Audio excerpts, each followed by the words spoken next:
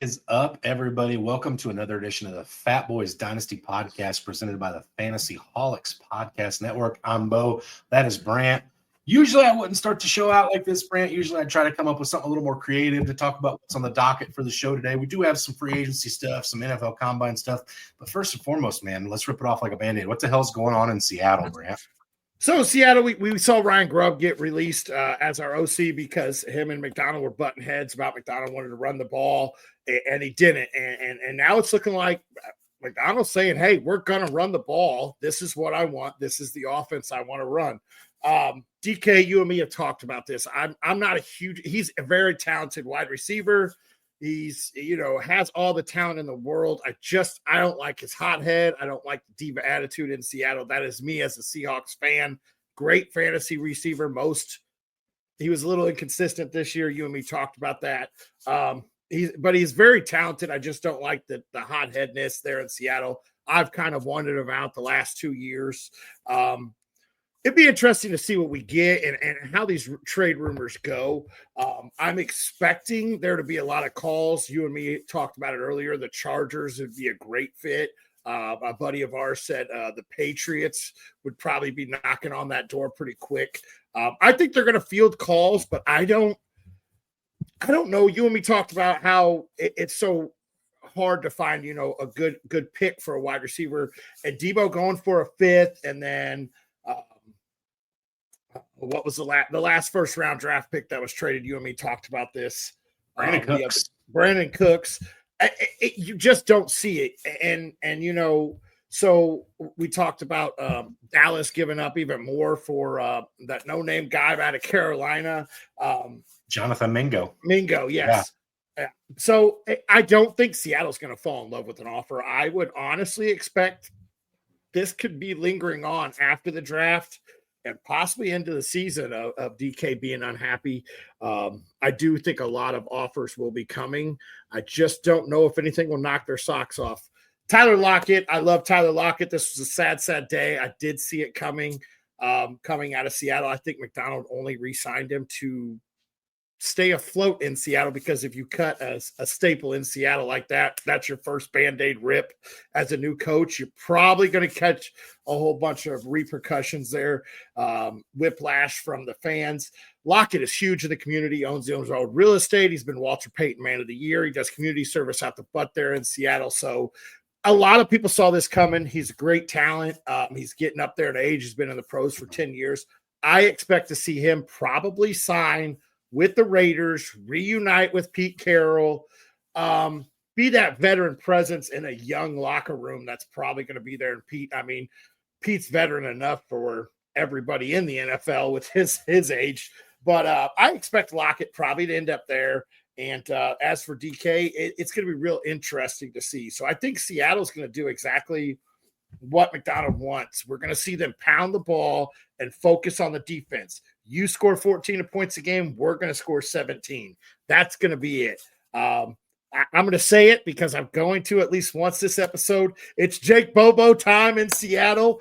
Give me more Bobo. As of right now, he's going to fill in the DK role if DK decides to go somewhere. That's just as of right now. Yeah, so, obviously that was a lot, and obviously we had to let you have your time as a Seahawks fan, but, the New York Jets offense is having a big turnover this year. They released Devontae Adams, Aaron Rodgers out the door. There's some big turnover there. There's some big turnover in Seattle, and honestly, what this is doing actually in my perspective, from a fantasy perspective, and I know it's hard to take your fandom off your fandom hat off when it comes to the Seahawks and look at it from a fantasy perspective, but really it's creating some intriguing landing spots for some of these wideouts and what is not necessarily a top heavy wide receiver class, but a pretty deep wide receiver class where you could see these guys going now. And it's like, okay, if Seattle drafted a wide receiver and Lockett and DK were still on the roster, that wide receiver goes into non-existence, right?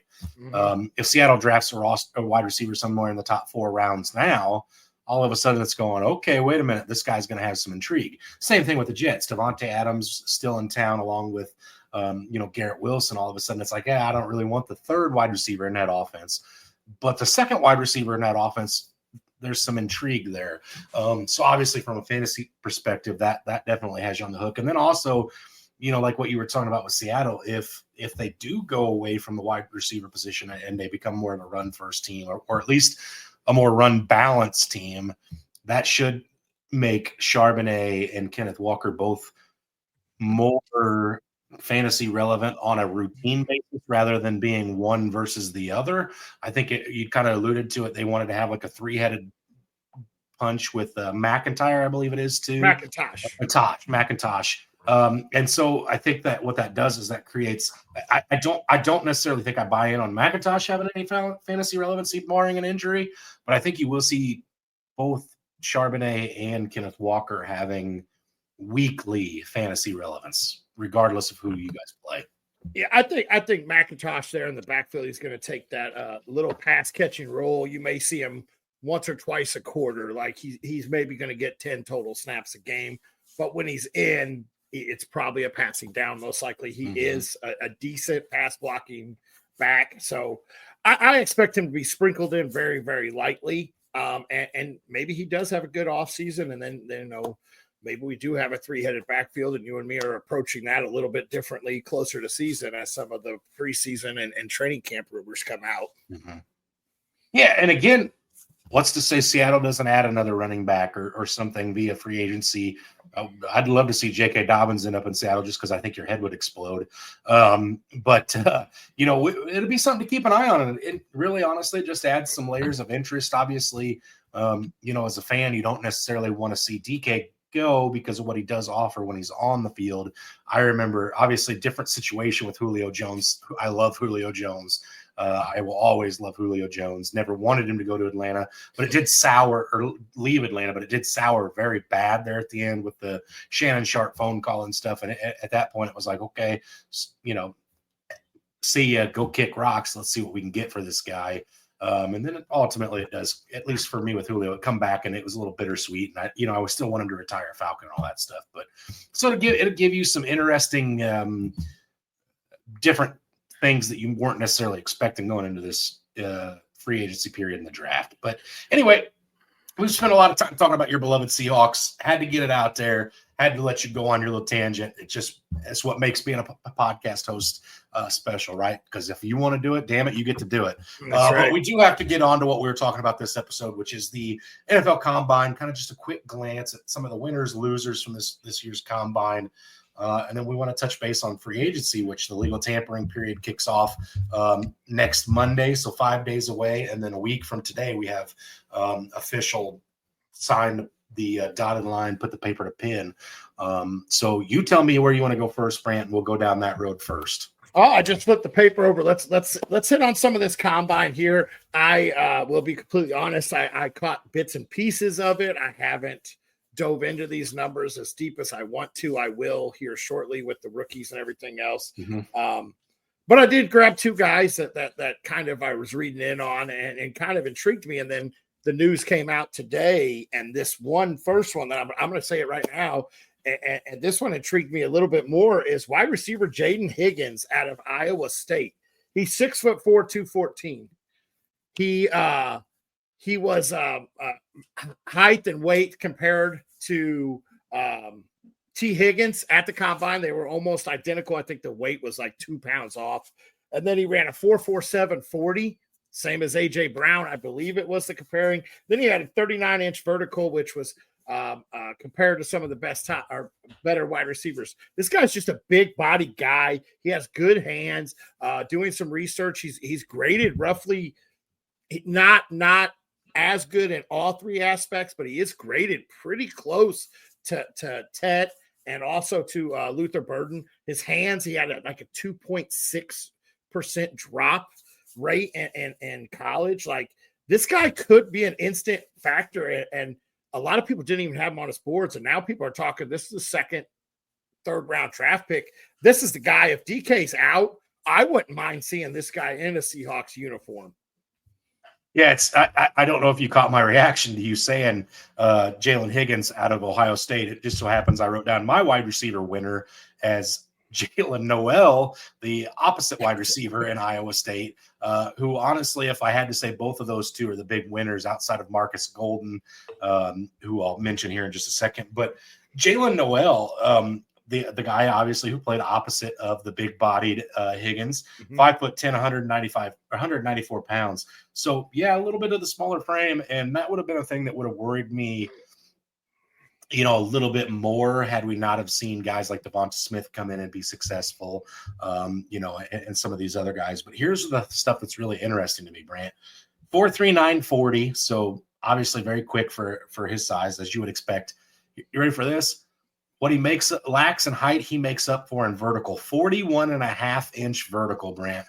Off the charts. And then this is the one that really kind of caught my eye and why I had to go him.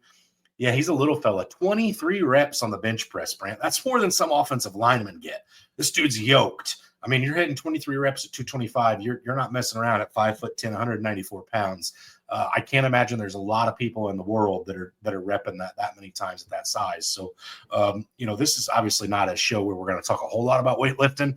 It's a little bit relevant in the combine, obviously. But, man, Jalen Noel, definitely a guy that, really kind of, in my opinion, earned his bread, if you will, at the combine. The other one that I just want to talk about just for a minute, I thought it was interesting that Isaiah Bond came out from Texas and said, hey, Xavier Worthy was quick. I'm quicker. I'm going to break his 40 time. And then had his teammate Marcus Golden actually be the fastest wide receiver at the combine, which 4.39 is not slow by any stretch of the imagination. Anytime you get a sub 4.4 in the combine, it's impressive. It's just a little less impressive in recent memory. I'll let you go ahead with your next one, Brant. I do have a couple other guys still, so that I'll mention real quick after you get done with your next. Well, you're talking about losers or draft stock go down. I do remember this popping up as a huge red flag. How about a guy that weighed in at 156-pound wide receiver at 5'10", 154? I apologize, 154 pounds of Tez Johnson. That guy's stock may have plummeted because that is just a little bit too tiny to probably tilt up to some of these big hits. So that was a guy that definitely is a guy that I'll be keeping an eye on and how he's able to kind of maneuver with those. I've got to watch some film on him because he is just a little guy, and me being upwards of almost double his weight, I can say he's just a little guy too. Like I did say, almost doubling his weight, not quite there, not quite, right, not quite. So that's a guy that I'm gonna have to dig into because I was huge on this guy. Like, this was my little sleeper guy when we talked about rookies. I was going to talk about him, and then I read that and I'm like, hold up, you're a tiny little fella. I don't know if that's going to hold up. Yeah, and what's worse than that, Brand, is if you're going to be tiny, you better be what in the NFL? You better be real fast, real. 4.51 for him in the 40 time. That's abysmal for a guy that size. That's his pro day not going to work out. His pro day at Oregon is going to have to be huge for him. He's going to have to change something up, or I don't know, get faster quick, something. Somewhere something's got to give. Okay, so real quick for me, you know what? I'll stay at his school in Oregon. I do have a winner from Oregon. That's Terrence Ferguson at the tight end position. This is a guy, obviously, the Colston Lovelace and Jalen Warren out of Penn State. I think it's Jalen, but I could be wrong. Who knows? 47 Jalen's in this draft. But anyway, Terrence Ferguson, if you listen to last week's episode, was a guy that I talked about, had the chance to really elevate himself. I also did talk about the Iowa tight end just because I said if Brant was here, this is who he'd be talking about, because if you go to Iowa, you get drafted in the tight end world. But Terrence Ferguson was a guy that I talked about that had a chance to really insert himself as that third tight end. 6'5" and 3/8 inches, 247 pounds. Ran a 4.63 40 at the tight end position. That's freakishly athletic. I put his stats out there last week, but was really kind of a focal point of that pass catching game in Oregon. This is a guy that I think there's some landing spots out there for him that if there isn't already a bona fide tight end, not saying Brock Bowers-esque season, because that's not happening anytime soon, but I do think you could see like a Dalton Kincaid rookie season, which we were all really happy with. Disappointed in year 2, but really happy with year 1. I think that's something that could potentially be for Terrence Ferguson. Moving on to the running back position, I had Jaden Blue as my winner there from that position. Again, another Texas guy. It seems like Texas is kind of NFLU, if you will. If you look at the last couple of years, Bijan Robinson, Roshan Johnson, Adonai Mitchell, the list goes on. And I know I'm missing some other big names there. So Jatavion Sanders. Anyway, everybody's performing at the combine from the University of Texas. Xavier Worthy is the obvious one. There we go. 4.38 fastest running back time on the 40 for Jaden Blue. He is a smaller fella, so I'm not sure how that build holds up in the NFL. But again, 4.38 at a running back, you're going to have some value. I did write this one down, Brant. This isn't my last one I want to talk about. I wrote this down as a loser. Is Cam Scatabo. And the only reason I put him down as a loser, Brant, is because all these other running backs came out and had pretty darn good days. A lot of guys were a little faster than they expected to be, measured up a little better than they expected to. And Cam Scatabo not competing because of his injury, which, again, is not his fault. But I think people being able to lay eyes on these guys and see these guys do their stuff probably shifted Cam a little bit on the leaderboard. I know you're a big Cam guy right now. Probably just need to draft Cam Scatabo in every league where you own Jake Bobo, and then you could just name your team the Three Bows. I think he goes to the Raiders. There's a good chance I do. I think Cam Scatabo's stock dropped a little bit because of that. He's the only one I had that is a loser. But my biggest one, and I just have to voice this, Brant, my biggest loser of the combine is Jalen Milroe out of the University of Alabama. I came on the show last week and I talked about how he had the most to gain because of how woeful his season was last year and how he could come out and put his freakish athleticism on display and wow some of these NFL teams. Him refusing to compete in the running stuff blew my wig back, Brand. We saw Anthony Richardson skyrocket up the draft board. A quarterback who played one season in the NFL or in the NCAA football as a starter quarterback for the Florida Gators really wasn't that impressive, but because he was a darn freakish athletic guy that could launch the ball a mile, he got drafted. Now look at him. He's frustrating, but he's fun for fantasy, but he's also a first-round pick. He got skyrocketed up to number 4 with the Colts, Brant. Jalen Milroe, similar body build, similar ability. All I had to do was go put it on display for these NFL teams. Look how freakishly athletic I am. What I lack in accuracy, I make up for with my rushing upside, my mobility. And this guy really had a chance to go stamp his legacy, not only as potentially a top 4 quarterback. I know everybody's high on Jackson Dart as the big winner from the combine, and Shadur Sanders is potentially sliding. Jalen Milroe could have earned himself a big payday and skyrocketed himself maybe into some of those teams that are in the top 10 that are like, I'm not sold on Sanders. I'm not sold on Dart. Maybe they could have, and I just don't understand what, unless he plans on doing all the running at his pro day, which I still think obviously things are always a little bit more favorable for you at your pro day. So I don't know how much teams weigh the pro day versus the combine, but I was definitely disappointed in Jalen Milroe, Brant. Yeah, so I didn't see that. I did see some articles on him not competing and everything, and that was already a question mark in my mind. He was, and that definitely raises a red flag. So one of my winners is, and I could be wrong, but I'm looking at the NFL.com, and he ran a 4.32 40 as a running back. And this is, as you saw me prior to with my phone up to my ear because I had to make sure I got his name right, is – hang on, let me pull it up real fast. Is Bashal Tutin, running back out of Virginia Tech. He ran a 4.32 40. I think you're right. Yeah. That's faster than Gibbs and Barkley both did at the combine. He's 206 pounds, 5'9", and a 40-inch vertical. This is a guy that showed off his athletic ability and got himself on some draft boards. Definitely. He got a 6.3 grade from NFL.com and their next gen stats, eventually a starter. This is a little project piece that you're going to see probably I want to say late day 2, maybe early day 3, but this is going to be a running back that is definitely going to shake up the running back rooms for somebody. And then my biggest loser is another quarterback as well, Will Howard.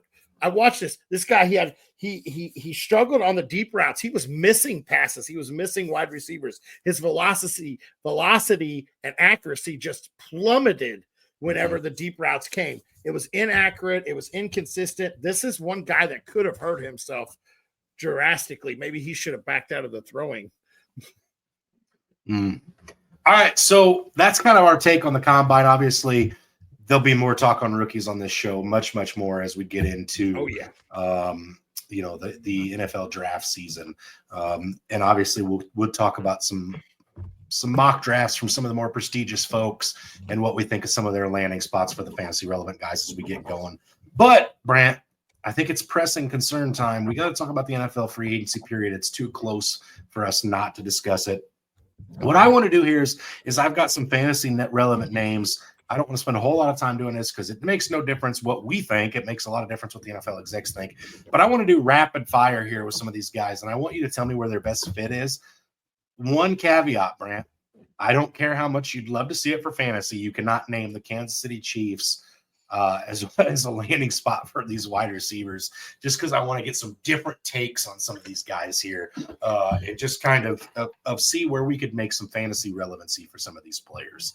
Okay. And then we'll get into the running back second. I guess got some wide receivers here. So let's start off with the biggest one, I think that's most recent, and that's Davante Adams.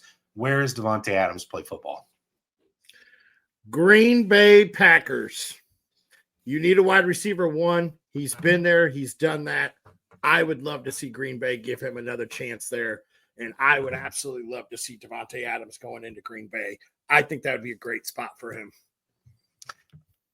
I think, Brant, my prediction, honestly, is that of the Los Angeles Chargers. I think Davante Adams is a Los Angeles Charger. He's kind of mentioned he wants to go to the West Coast a little bit. I think he wants to go play in some nice weather, get himself out into that Hollywood scene potentially, go play with a good quarterback in Herbert, a good head coach in Harbaugh, got a solidified guy who I think would stay probably the number 1/1B and Ladd McConkey, who's a slot guy. Adams obviously going to be on the outside.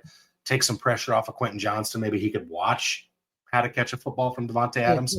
But I think it'd give that offense a really valid number 1, 1A, 1B wide receiver that would really open up that offense. And I think that would I don't want to get too far ahead of myself here because I made it my bold take. I don't know if you even saw it on our page for us for content. I said the Los Angeles Chargers could be the sneaky team to win the AFC West. I think they are one huge wide receiver addition away from doing just that, Brant. Okay. I absolutely agree. They definitely are. They got to open that offense up a little bit more. All right. I'm going to go through the next wide receiver. Also, I didn't say this, but not their current spot either. Chris Godwin. Where's Chris Godwin play next season for fantasy purposes? Not logical. Fantasy. You already took away the one spot where I logical and think his fantasy relevancy is amazing in Kansas City. So I got to rack my brain here. Let's see another slot guy. What about the Houston Texans? You're missing out on Tank Dell. You need a slot guy to fill in for a year or two. I know Godwin's still young. This is a guy that I could see Houston Texans taking a shot at him as a good receiver for them. Well, if I took away your landing spot in Kansas City, you just took mine away in Houston Texans because that was where I was going to go with Chris Godwin. I will say, though, I think if Chris Godwin's not a Houston Texan, I think another team that we've talked about, in person together a lot about being really aggressive this year that I think could use a strong wide receiver too is the Dallas Cowboys. I think Chris Godwin, obviously opposite of CeeDee Lamb would be really intriguing for fantasy purposes. We all know Dak's going to throw the ball 35 plus times a game. I know you talked about how you're not really a huge fan of Dak and a believer, but man, Dak gets a little more appealing when he's got a decent second option outside of CeeDee Lamb. Absolutely. Absolutely. All right, how about a former Cowboy and Amari Cooper, Brant? And I can't use his spot now. Let's go with the New England Patriots. They need a wide receiver. Let's go with the guy that could come in, be a veteran presence. Let's go with the New England Patriots for Amari Cooper. I absolutely love the New England Patriots. I think they are getting a wide receiver one somewhere, whether it's the NFL draft or free agency. I thought T. Higgins would be a great fit there, but yeah, I think Amari Cooper makes a lot of sense there. However, Brant, I'm going to put Amari Cooper with another young quarterback in the Carolina Panthers offense. I feel like Amari Cooper would be a great role model for Xavier Legette. If they could understand each other. I watched a video the other day. Adam Thielen's like the only wide receiver in the wide receiver room, and he has to translate for Xavier Legette in meetings. I thought that was hysterical. Bryce Young even said, yeah, sometimes I can understand him. Sometimes I got to be like, today's not the day, bro. We can't talk, which I thought was hysterical. But Amari Cooper, I think, going into we saw what a veteran presence like Adam Thielen meant to Bryce Young. I think Thielen's obviously still going to be there. Xavier Legette's kind of coming into his own. He's really getting to be trustworthy. I think you put Amari Cooper on like a 2-year deal there to kind of be the guy this year, and then next year move into like a Robin role where Xavier Legette takes the full-fledged Batman deal and Thielen kind of rides off into the sunset. I think is a really good marriage for both the Panthers and Amari Cooper. So that's kind of my spot for him. Okay. I do like that. All right, Brant. Stephon Diggs. Back to Buffalo he goes. The connection's already there. He needs a true number one. They trust each other. I think it's back to Buffalo. Stephon Diggs goes. Okay. So I'm going to say this, and I don't know how much I love this, but I think the Rams could be a fit for Stephon Diggs in free agency, especially if Cooper leaves. But I think he could even be a fit if Cooper doesn't leave, make it a Puka Nacua, Cooper Kupp, Stephon Diggs deal. But if Stephon Diggs wants to go someplace where he's the guy again, that changes some things. But I do think Stephon Diggs, I think you could see him going to, if Tampa Bay misses out on Chris Godwin, I think you could see Stephon Diggs go there because I don't think Stephon Diggs is going to be one of the early dominoes to fall, Brant. I really don't. I think he's going to kind of be an afterthought because his diva personality had the injury last season. But I think if Chris Godwin escapes Tampa Bay somehow, I think you could see Stephon Diggs being a great fit there. Also, Green Bay could be a spot for him if they miss out on the top guys in the draft and they don't get any of these big name guys right off the rip. That could be a spot where I could see him go. Absolutely. All right. Last wide receiver for you, Brant, to wrap your brain around here. Was a little mind-boggling a few years ago. In my opinion, you liked him a little bit more his first year. Christian Kirk, who was released today. Where does he play ball next year? So I got 2 spots for him, and both are going to be pending on if they miss out or if something happens. Take over that Chris Godwin role there in Tampa Bay if Chris Godwin moves on. Cooper Kupp moves on, takes over that Cooper Kupp role there in the Rams. I think he finds he's a great slot guy. We saw that. What was it? His first year there in Jacksonville, he did phenomenal. He was great for Trevor Lawrence. And his second year, he kind of fell off when they added BTJ. So I think Kirk is going to be one of the last dominoes to fall, and he's going to fill in to a role. He could also be in Dallas. Dallas needs that wide receiver too, but I think it's whichever one of those two lose their slot guy. I think Christian Kirk's coming in. You ready for this one, Brant? Hot take. Christian Kirk's a New York football giant next season. Okay. Got Wan'Dale Robinson in the slot, Malik Neighbors, and Christian Kirk on the outside for whoever quarterback ends up in New York. I think that may be a spot where you see Christian Kirk made a priority. He doesn't have to be the number one. He doesn't have to be the slot all the time. Wan'Dale Robinson's there. Kirk, I think, ends up being a priority. Get him as like a second, third option for that offense. Get whatever young quarterback they get in the door. Get him some weapons right off the bat. Again, not needing that big alpha with already having Malik Neighbors. I think that's the spot where you see Christian Kirk end up, man. Okay. All right. Running back free agents are kind of meh. So same role with these guys. You can't put them back on the team they're coming from, even though it may be the most logical landing spot. Let's just get creative with this. Aaron Jones we'll start off with first. Where do you want to see Aaron Jones at next year for some fantasy relevancy? Well, he's probably going to end up back in Minnesota, but he is going to wind up, let's see. Aaron Jones is going to wind up a Tennessee Titan. They had Pollard. They had Spears. Those two didn't really work out. They had injuries. Pollard did have a pretty good year. I think Aaron Jones is a Tennessee Titan. That's interesting. I don't know how I feel about that fit. I don't hate it. I don't love it.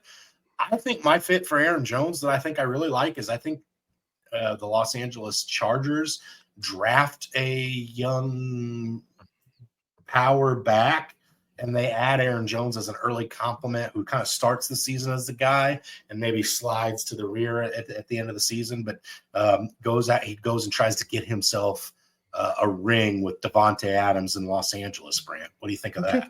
That'd be very interesting, but I definitely could see it working. All right. In my opinion, I think the biggest running back in the free agency class, Najee Harris. Where do you think he ends up? So I'm not going to steal yours because I know where you think he ends up. So I'll bounce away from that. I'm going to say this one's tough because I think the spot that you want to talk about, I think is the best spot and most likely. Go ahead. He's going to be a Dallas Cowboy. I think that they're going to pay him. He wants $8 to $10 million, I think is what I read earlier. That's too high for the Steelers. I think you see all these moving and grooving parts. I think they go, we're going to put it in you. We know you can tote the ball 200-300 times. We're going to put the ball in your hands. Najee Harris will be a Dallas Cowboy. I do like the Dallas Cowboy fit, Brant. I really do. But that's not where he's going. There's a head coach in the NFL this year that you're very familiar with that loves him a power back. Najee Harris is a Vegas Raider, baby. Got the dreads. He's got those flowing locks coming out the helmet, looking like Marshawn Lynch of the younger days. Power back, good through the tackles. Pete gets what he wants, doesn't have to use a draft pick on him. Still got plenty of juice left in the tires. I think Najee Harris goes and gets a career resurgence with the Vegas Raiders. I think you see him talked about as a fantasy staple if he goes to the Raiders. Not just a fantasy relevant player, a fantasy staple. Finally gets Najee Harris into the top 10 in fantasy running backs if he ends up there, Brent. That's my juicy take if that happens. Okay. So obviously, there's going to be some big breaking news in between now and the next time we do this, Brant. Obviously, the Fantasy Holics is going to be your best place to get that news because they're quick. They put out fantasy relevancy to the post. It's the spot to be. If that's where you're going to get news, that's the spot. Obviously, we're going to cover this next Wednesday, talk about what we think the fantasy impacts of some of these guys signing early is going to be. And Brant, it's getting into this time of the season where it's get excited. The NFL draft, free agency happens. You get excited for a few weeks, and then you get that long 3 months until training camp starts, or 2 months till training camp starts. But I'm getting the itch again. We're getting close. Yeah, absolutely. Those long 3 months are going to be entitled to focusing on, for me, on these rookies, looking at their tapes, breaking down their film. How are they going to fit with their new offense? That's how I'm going to try to do my best those long 3 months of wait. This time last year, I was already diving into film, and I think I fell in love with way too many guys way too quick. So I'm trying to pace myself a little bit this year. I don't want to go into a draft going, I'm going to get this guy, I'm going to get this guy, I'm going to get this guy, I'm going to get this guy, and then only have one draft pick. Right. But yeah, it is that time where football's starting to have a little more meaning than it did over the last little bit. There's stuff actually happening now. We're seeing big releases. We're seeing people get their caps in order. Seattle saving so much with their cuts and possibly trades. And then who else made a whole bunch of cuts? I just saw this the other day too. That I don't know. The Saints are going to have to release half their team in order to get back underneath the cap. Bears are getting good up front. The Bears didn't make cuts, but they added 2 offensive linemen that are great and didn't really have to use a whole lot of draft capital. It's starting to get there. It really is, and it's starting to look that we're going to have to start weighing in on some of these teams on how they look with after adding some free agents. Absolutely. So I think that does it for us today, Brant. We'll be back live next Wednesday or Tuesday, one of the two. We'll be out live one of those 2 days. I think we're going to try to go live on the YouTube channel once a week, at least during the stuff where there's some busy stuff going on, in case you guys want to jump in, chime in, say hi, whatever.